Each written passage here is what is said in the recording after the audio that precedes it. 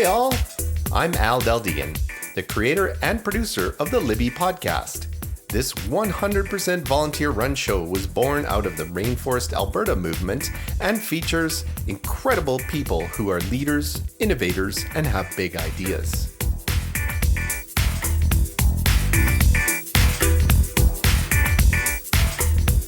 This episode is hosted by Rea Hailley, and it is the 11th episode of her series. Today, her guest is Jessica Erlendson. Take it away, Rea. Hi, everyone. I'm Rea Hailley, co-founder of New Idea Machine. We help businesses save 30 to 50% on subscription fees with custom app development. Welcome to 5 questions and 1 wild story, fempreneurs to watch for. Today's fempreneur is Jessica Erlendson. Hi, Jessica. So excited to chat with you today. Hi, it's great to be here. Excellent. Let's dive in. Jessica, what is it that you do and why is it important? Well, I help women in perimenopause and menopause. So that's pretty important because women are half the population and all of us at some point will go through the menopause transition, which isn't as easy as you might think. You know, we aren't taught about it. So a lot of us are blindsided by some of the changes, and that's where I come in with my support group and helping answer questions and then bringing in experts and putting on events and designing workshops and just basically sharing information and spreading hope. Excellent. And I imagine that there's a lot of information out there too that you can't necessarily find just by searching it. There's a lot of people talking about perimenopause and menopause, and there's a lot of really strict camps. So they're like really against prescriptions, or they're really into prescriptions, or they just want to do everything lifestyle wise. And it ends up being pretty difficult to navigate if you're very rigid about how you're going to do it, because we all seem to be a little bit different. And so that's where I come in. I don't decide for women what they need or don't need. I just find good sources. So I have a speaker that I'm going to interview next week for the next conference we have coming up in November. She's a medical doctor, but she does functional medicine and she works with bioidentical hormones. So she can answer all these questions about why she decided to do that in that way. Last year, I had a menopause expert that's really a pharmaceutical. That's what she does. Mm-hmm. She doesn't mess around with compounded hormones at all. And it's not wrong to find the right way that works for you. Yes. And there is a lot of information out there too, and a lot of options. Like I've personally heard some people say bioidentical hormones are the only way to go. And others say absolutely not, stay away from them. Your body knows what to do naturally. You don't need them. It can be modified by diet and or supplements. Yeah, which it just leaves the person wondering which path is correct for me. Yeah, and here's a good example. So I run this large support group, the Canadian Perimenopause and Menopause Support Group on Facebook, CPMS. And I have 7 volunteers who help me out of the goodness of their hearts to keep the group functioning. And because we really monitor everything very closely, who gets in, and if anyone's saying things that are harmful, then we correct them or remove them. And one of our long-term members basically gave someone a lecture saying, until you adjust your food, you won't feel better. And it was very shaming. Now, it's not wrong that food is medicine. It's not wrong that what we're eating, say you're doing a lot of takeout and processed foods and sugar, that those things really can actually contribute to some of the problems we have. So she's not incorrect in the information, but it was one of my volunteers that contacted me really upset saying, oh my God, is she right? What have I done wrong? Full of shame. Mm. And we can't have that, because it's not like you've done something wrong and that's why you're struggling with these symptoms. So I contacted that member directly because she'd been in for a long time in the group. And I just said, I know what you're saying. I understand because I've played with food a lot and it does impact my symptoms greatly. But the tone and the way it was shared was really upsetting. And this member was full of the opposite of hope. Yes. Which is the whole point. So you could try expressing that a little bit differently, like get into the specifics of why you feel so passionately about addressing the food. Mm. Because the way that you express yourself caused this member to have shame. And if she's having it, other people are having it as well. And then I was accused of being in with big pharma. Like I'm Oh. just trying to get people to use prescriptions. And I am not. I use prescriptions, some, and I use supplements, some, and I use the lifestyle, the diet, the exercise, the mindset as well. Mm. And I feel like that's an important blend for me, but I don't feel like it's something that you should be telling other women to do. Basically, I think we've all been told what to do way too much. Yes. And now we make suggestions and we talk about our own experiences. So that's what I'm offering, is more like a balanced view. Mm. And I've had several people now come to me after being in the group for a while and say, I was really thinking that there would be nothing for me with exercise, that it really wouldn't make a difference. And then from reading so many posts about different people who've tried different things that have actually helped, I started doing this program, or I started working with this yoga, or I joined the gym and now I am feeling better and it is making a difference. Or same thing with the prescription, that I decided to go and find a hormone specialist and I am feeling better. Or I decided to go with a medical doctor who only does pharmaceuticals and I am feeling better. And I don't really care how you get there. Yes, as long as you're feeling better and back to your normal. There is a lot of conflicting information out there, and even with family doctors as well. I know for myself personally, I had gone to see my family doctor, and my family doctor had recommended a few options that I just intuitively felt they were not right. So I had personally gone to my naturopath and ordered and paid for hormone tests, private hormone tests, which then confirmed my intuition, which is that what the doctor was recommending is not necessary. It could have actually complicated things significantly. And you have to be so careful with hormones because there are a lot of risks, like you're now talking cancer and some other problems. Yeah, so I think having valuable resources is crucial, and seeing somebody who is an expert in this area is also crucial. And finding the right person for you as well. The naturopath's a really good route. I think they do a little bit more looking at the whole picture. They take more time with you. They'll really do that testing where they look at the hormones. It's one of the things that a problem I feel, that they just say, we're not going to test you because you're a middle-aged woman, so we just won't look at your hormones. Mm-hmm. I have a functional medicine doctor now. I pay out of pocket to see her. I've been seeing her for many years because I have a chronic inflammation condition that had maybe nothing to do with perimenopause, although the timing, it maybe was an early sign of it. It's possible. But she always tests to see what the baseline is. And over time, you get a really good picture of what's happening with your hormones. And because we were doing that, she caught it when my estrogen was way too high and my progesterone was way too low. And if we hadn't been doing the blood work based on my symptoms, I remember her phone call saying, you must be feeling pretty dreadful. And I was like, pretty, about the same. Yeah. She was like, whoa, because your numbers are out to lunch. So we'll put you on a supplement to try and help to bring that estrogen down to a more normal level, and then test in 3 months, which we did. But by that point, the supplement didn't do what it was meant to do. And I no longer blame the supplements either, because I've had other people try the same things and have it work for them. I think it's actually our own body chemistry, whether that thing is properly absorbed and can be used or not. But then she started treating me with progesterone, with micronized progesterone. And if she hadn't been doing the testing, if it had just been left, that is now a risk for breast cancer because your estrogen is completely way too high and you don't have enough progesterone. So how would she have figured that out if she wasn't doing the testing? That's my argument for it. And that's what I see sometimes when people go and they get the standardized, here's a patch that has estrogen and progesterone in it. See how you do. And then they end up feeling better in some ways and worse in others. I always wonder if that's because they have the same thing where in perimenopause, they actually have not enough progesterone.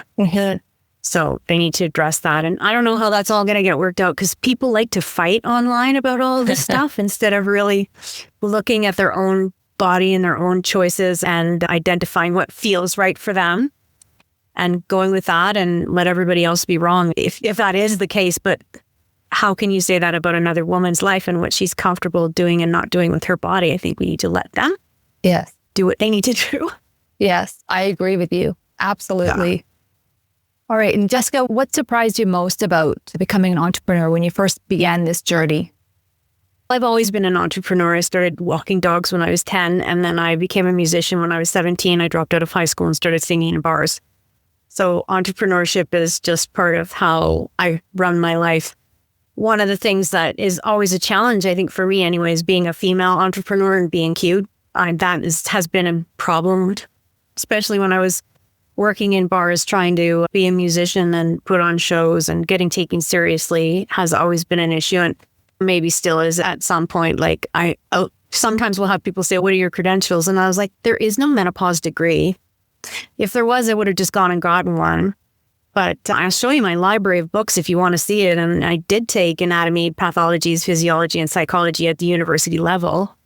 And I've taken beautiful hormones with Dr. Sarah Godfrey.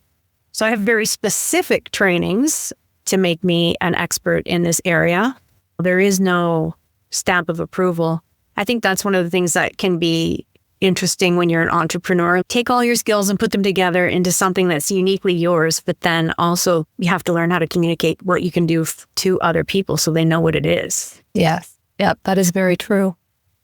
And now, have there been times where you felt you have wanted to quit, but just kept going anyways? Yeah. I every so often will apply for a normal job.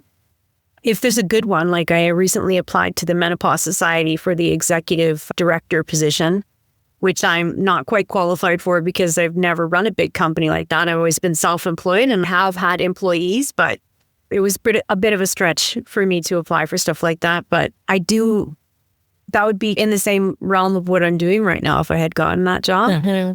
And so I don't really feel like I would have been quitting the entrepreneurship. I would have just been finding something else that would have a little bit more security.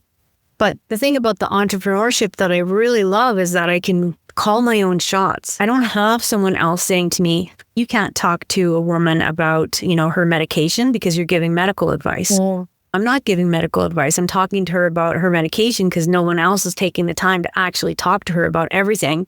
And then I'm asking her questions. Have you heard about this? Have you thought about that? Have you read this? Have you heard about this one? Maybe you should look at that. You could ask your doctor about this. Maybe go back and talk to the pharmacist about that. So I'm able to function in a way that's like outside the box because I don't have someone micromanaging what I'm doing, and I'm pretty stubborn and independent minded. So being an entrepreneur really fits for that because I have to be happy with what I did at the end of the day, right? I don't have to make anybody else happy, although I do enjoy making my clients happy. Yes. Yeah, fair enough. And what are people most surprised to know about you? One of my teachers once said, you don't do yourself a favor by doing so much because I have my fingers in so many pies that people don't necessarily know what it is I'm doing at any given time. Because right now I'm finishing a book of poetry and lyrics. I'm working on a companion album that will be released at the same time. I'm also writing a book for women in perimenopause. And I've finished one chapter. It's already uploaded to the School of Perimenopause. So I'm running that and the Patreon, and I'm doing the group as well. And I'm still teaching private music lessons. I do all of these different things. And it's been, you can't put me in a box. People are always like, you have to be branding and define yourself and make it really easy for people. And that's, as an artist, I don't think it's like that. I'm just going to offer everything that I can do in a way that makes most sense to me. And people who like it will like it. And people who don't, they'll find help elsewhere. Yes, so true. I think it's very common for women to feel that societal pressure of showing up in a certain way that is acceptable by others instead of showing up as their true dynamic selves. And I think that's one of the things that happens for us somewhere along that menopause journey, where we'll do a bit of an inventory and be like, okay, I'm exhausted. Mm-hmm. This is really hard. Things are changing very quickly. I'm having trouble keeping up. And so some of that people pleasing, like I got in trouble with one of my friends because she was like, you didn't get in touch with me and we hardly talked for the last few months. And I was like, okay, but you also didn't get in touch with me. And obviously you've gotten really accustomed to me reaching out. I'm the one calling, I'm the one texting, I'm the one trying to make plans. And I can't do that anymore. Like I will still do that, but you have to, if you want to have a close relationship with me, you have to put the energy and effort in as well. It is a two-way street, which she understood. probably because she is also going through the menopause transition, right? Oh yeah, that's right. I was hoping that you would just reach out like you usually do. And just the other things like the We Do Not Care Club. I don't know if you've seen that phenomenon, right? She is correct about those things. There's things that have just gone by the wayside. Maybe you do the laundry, but it doesn't actually get put away. Maybe you are showing up to your job, but things that you would normally fret over, you made sure it was good enough, and then that's fine because that's all you've got. And I think it's actually a really good thing. I think it's leveling the playing field as far as what you're putting your energy into and making sure that you're investing with people and activities and things that will fill your cup as well. So you're not just depleted in your life because you just don't have the energy to put into catering to other people all day. Yes, I agree. Perimenopause has been the greatest gift to me because of those exact reasons. The I Don't Care Club is my favorite club. I love to hang out there. But also it's allowed me to do a lot of soul searching and editing in my life. Who is it that I want in my life? Who is it that I don't want in my life? And also, I think my fuse has gotten a lot shorter and my BS barometer has gotten a lot stronger, which is fantastic. And as a result, I'm having a lot more authentic relationships and also radical self-acceptance and self-love because I am doing the best that I can. And I thought, you know what? I don't need to add any more pressure onto myself. Like, this is me. This is who I am. And like you said, take it or leave it. And I'm okay with it. Yeah. And I think that puts you in a position of strength and makes you a role model for younger women that don't really know what to do other than trying to please everybody around them. Yes. I've seen like things fall away where relationships that maybe were okay, they didn't really have a reciprocal, right? People are really used to me showing up and basically doing the emotional work. I'll carry the load. And I just can't do that. I can't do that anymore. And it doesn't mean that I don't care about them. I still do. But it's got to also work for me. This summer, I had my cousin change plans last minute and trying to rearrange things, which would have meant that I was in a truck with my other cousin and his girlfriend, who I didn't know at all, driving for 2 hours into the city with no air conditioning in a truck to then visit the other cousin and hang out somewhere in Toronto, which I know means we're going to end up standing around being like, I don't know, where do you want to go? I don't know, where do you want to go? And I'm from there, but I haven't been there in so long, I can't say, let's go to such and such. So I actually texted, that's not what's best for me. Excellent. Yeah, I was like, oh, hopefully that doesn't. And then I did elaborate. If I have a hot flash and I'm sitting in a truck between you guys, this is going to be uncomfortable for all of us. Yes. So let's stick to the original plan, and the cousin that is opting out gets to miss out instead of all of us. Whereas previously I would have been like, oh, I have to, because someone asked me to. Yes. Inconvenience myself and go out of my way. And I still sent him a nice message and said, I'm going to miss seeing you. And hopefully I'll get to see you again soon. And I love you anyway. Yes. I think a lot of women too, for one reason or another, fall into that caretaker role. And I think that really comes under the word I'm trying to think of, perimenopause brain. I just wrote a chapter on brain fog that's up on the School of Perimenopause. Yes. I think that really comes under the magnifying glass. Like, why is it that I feel I need to be a caretaker? Who am I when I am not a caretaker? What would life look like if I had all that energy back? And I think it's very empowering to be in that position and to say, you know what? I need to look after myself. I am the priority here, not everybody else. Obviously, if you have children, it's a little bit different, or pets, but you need to look after yourself first. And then when you look after yourself, you can show up as more of yourself to everybody else. Yeah. Yeah, exactly. And does my 40-year-old male cousin need me to caretake for him?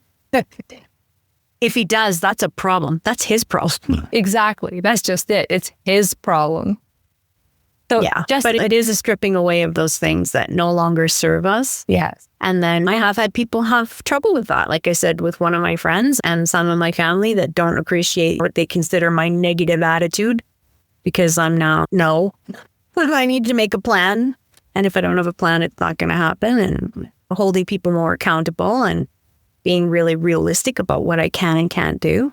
Yeah, so it's those healthy boundaries, right? And if they weren't in place before, of course, people are going to rebel against that or resent you for them because you were so accommodating previously. And now you're not so accommodating, which is inconvenient for them. It's uncomfortable for everybody. And Jessica, what advice would you give other female entrepreneurs?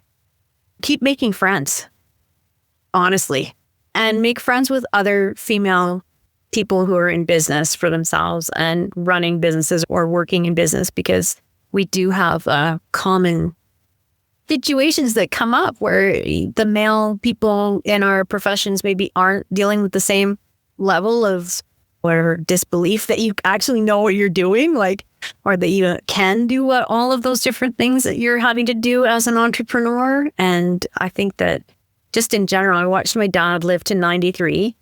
And when he was in his 80s, he was also a musician. He kept making friends with younger musicians and tutoring people and mentoring them and playing in like hobby bands. And it kept him alive. It kept him vital. It kept him interacting with people. It kept him feeling understood. And I watched that and I thought, that's the thing.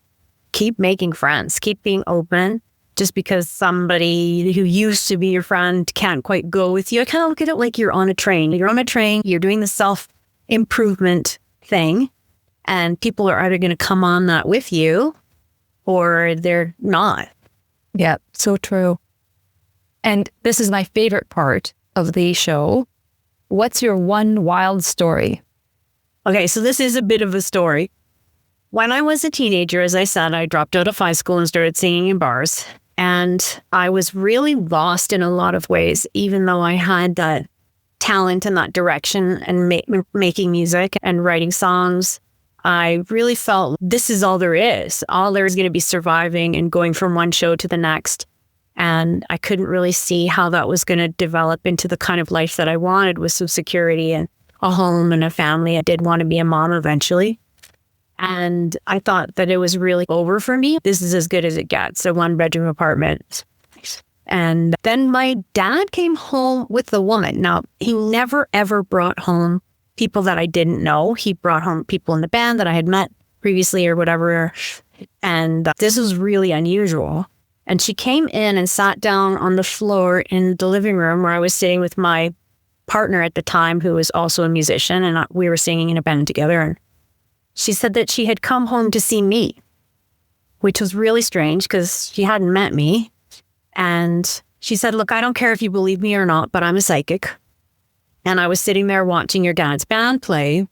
And then I just knew that he had you at home and that you felt completely depressed and lost and like your whole life was pointless and there was no reason for you to be alive and you were just going nowhere and your future had nothing to it. But you're wrong about all of that. In the future, you're going to end up being a teacher and you're going to end up working with women and you're going to change a lot of people's lives for the better, especially women and children. And I don't know how that's going to come about because I don't see everything, but how you feel about yourself today, you think that this is who you are and how you will be. But who you become is completely different, where you'll be a force to be reckoned with, basically, in the world. And that's all. And I got to go back because we got to finish the show. And then they got up and left. And it was so weird that I turned to my boyfriend and I was like, what the heck was that? And he was like, I have no idea. And then we forgot about it, like all of us, because it was just another weird person that we met. Until after I had started this CPMS group and I was starting to put together events and I was starting to organize speakers and bring in different experts and talk a lot on podcasts, that one day I was like, oh my God, that's what she was talking about. There's no way she could have known about the pandemic and all of us being stuck at home. There's no way she could have known I had all this teaching experience of teaching music lessons for so many years. Teaching is a transferable skill. I just learned a bunch about this new topic and took all of my skills and put them together. And now I have 12,600 and some people in the CPMS group. I have over 100 of them in the School of Perimenopause. I have put on 2 other events, and I've got the 3rd annual conference coming up in November. And arguably, I've helped all of those people. Amazing. Yeah. So she was right. Yes, she was right. I think we all need somebody like that comes in at our lowest point and tells us, this is not permanent. Where you're headed is pretty incredible. Yeah, she just said, you're wrong about who you think you are. And I remember grappling with that, like, how could I be a teacher? I couldn't even make it through high school. I have a learning disability. I had to drop out and have no skills other than music. What am I going to do? You can't be a music teacher and not get a degree.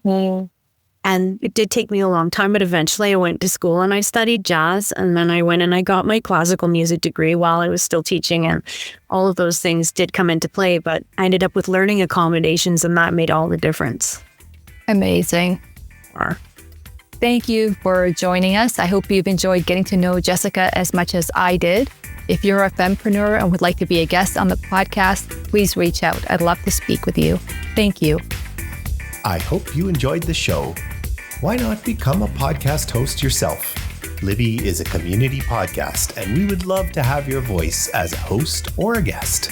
Check out show.libby.ca for more information, show notes, and links for every episode. This episode is brought to you by New Idea Machine, a unique blend of a tech incubator and a software development powerhouse. We're not just building software, we're crafting the next generation of homegrown tech wizards. Got a project in mind or looking to hire fresh talent? Reach out and let's make tech magic happen. Visit newideamachine.com for more info. Music for the show was created by Tony Del Deegan.